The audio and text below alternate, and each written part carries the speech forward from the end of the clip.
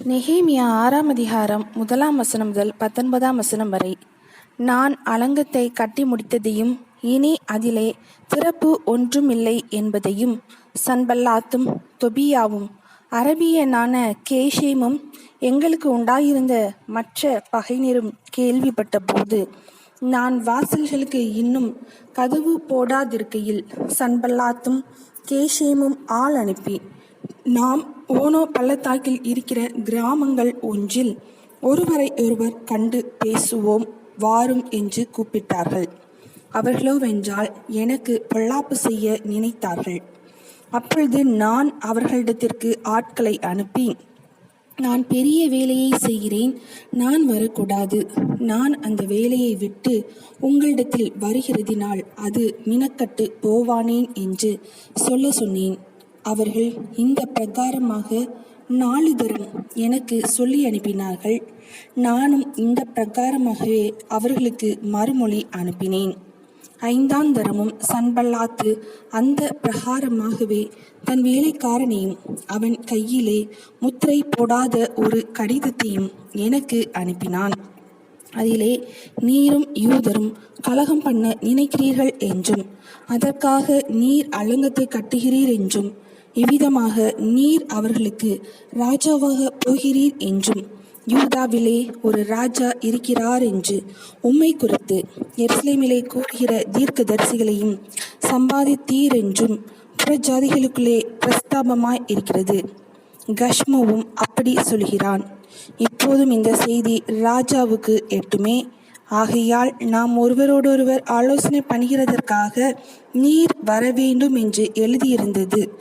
அதற்கு நான், நீர் சொல்கிற அந்த காரியங்களில் ஒன்றும் நடக்கவில்லை, அவைகள் உம்முடைய மனோராஜ்யமே ஒழிய வேறல்ல என்று சொல்லி அனுப்பினேன்.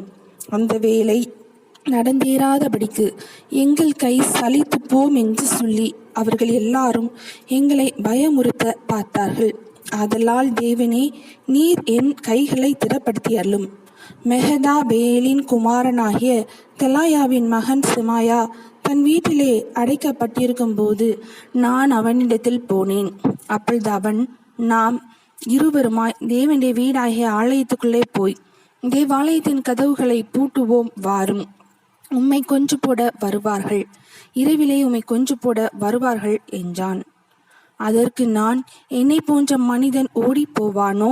என்னை போன்றவன் உயிர் பிழைக்கும்படி தேவாலயத்திலே போய் பதுங்குவானோ? நான் போவதில்லை என்றேன்.